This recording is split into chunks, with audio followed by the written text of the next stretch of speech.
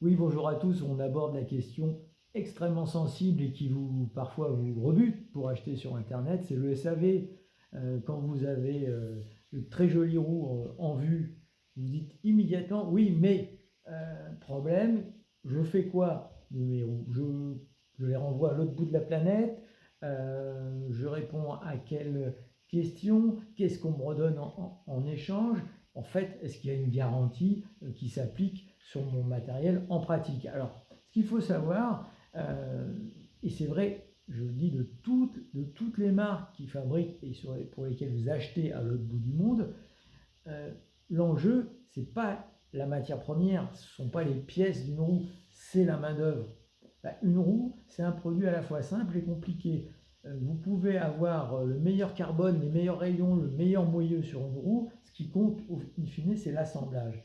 Et cet assemblage, il a un coût. Donc, quand vous sollicitez votre vendeur suite à la détection d'un défaut sur une roue, dans le cadre des délais de garantie, bien sûr, lui, son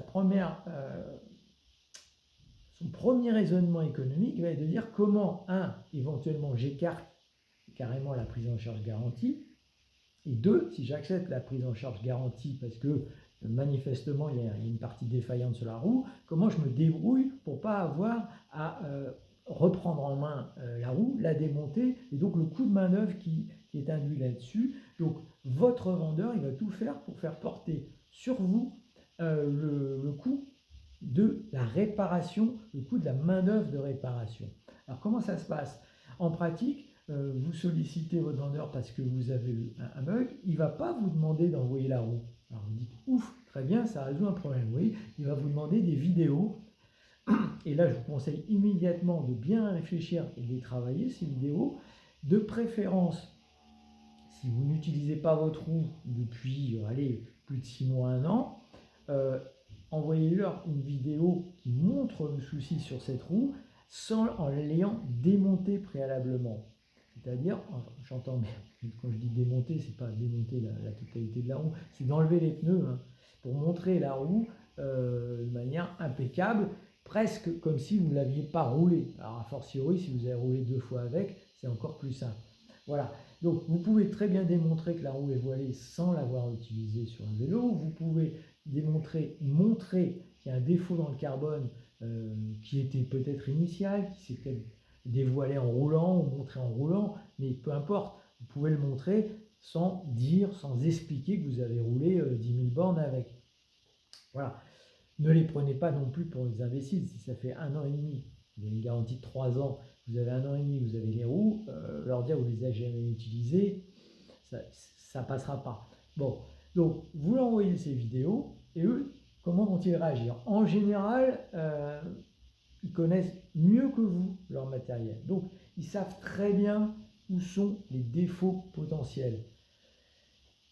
Ils ont l'antériorité. Et en général, lorsque vous avez un défaut sur un matériel, en l'occurrence on est sur des roues, c'est vrai des autres matériels, c'est pas un hasard, ça revient toujours au même endroit. Donc eux, ils ont déjà eu des retours sur les défauts. Donc ils savent très bien, ils ne vont pas être réellement surpris du défaut que vous avez identifié.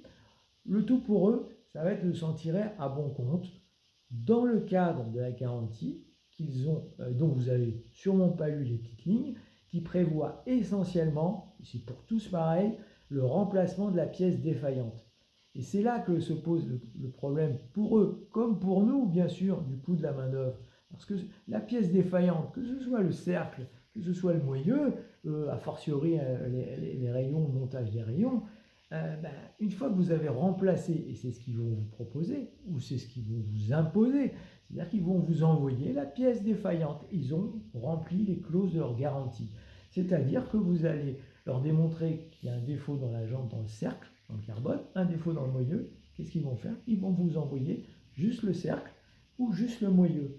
Mais jamais, ou presque jamais, on y revient, la roue complète. Donc du coup, vous vous retrouvez avec un cercle, avec un moyeu et votre roue défaillante. Et c'est à ce moment-là que vous allez vous tourner vers des techniciens, je dis bien des techniciens qualifiés pour montage, remontage de votre roue, et forcément c'est à votre charge. et le coût de main-d'œuvre légitime pour ce travail qui est très qualifié sur des roues, c'est du 25, c'est du 30 euros de l'heure et ça ne se fait pas en un quart d'heure. Donc voilà grosso modo le modèle de SAV que vous allez avoir sur Internet. Je vous ai dit, il y a une petite hypothèse, une petite trappe par laquelle on peut s'immiscer pour obtenir une roue complète. Bon, si vous êtes un très bon acheteur. Voilà, c'est un peu, depuis que le monde est monde, le commerce fonctionne de la même façon. Si vous achetez régulièrement des roues, si vous êtes réglo, si vous êtes bon acheteur, ils vont vous proposer éventuellement, après maintes et maintes démarches quand même, hein, c'est-à-dire des messages, des vidéos, vous proposer la roue neuve, complète, mais ils vont vous la proposer à l'occasion de votre prochain achat. Eh oui, ils ne sont pas fous, hein. Bah oui, on vous mettra dans le carton, lorsque vous nous achèterez une prochaine paire de roues, eh ben on vous mettra votre roue neuve qui a connu le défaut qu'on avait évoqué. Voilà, donc j'insiste sur le fait que c'est valable pour tous les fournisseurs. À peu de choses près, le rapport de force s'établit de cette manière-là. N'ayez pas de soucis sur le fait d'envoyer le matériel, ils s'en fichent complètement, ils ne vont rien faire de la roue défaillante, donc ils n'ont pas besoin de l'avoir.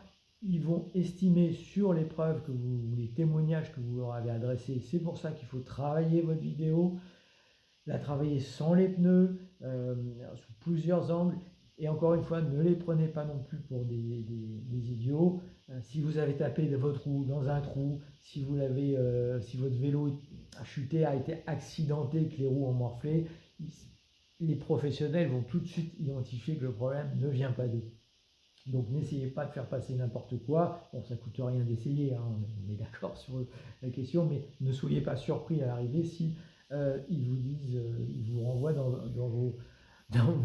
vos buts. Voilà ce que je peux vous dire. À l'arrivée, on est sur la question du prix de la main-d'œuvre en Europe et on est en fait sur un rapport économique. Quand vous achetez ces produits relativement moins chers à l'international directement sur Internet, oui, il se peut que demain vous ayez en charge le coût de la réparation à partir des pièces neuves qui vous seront fournies. À bientôt.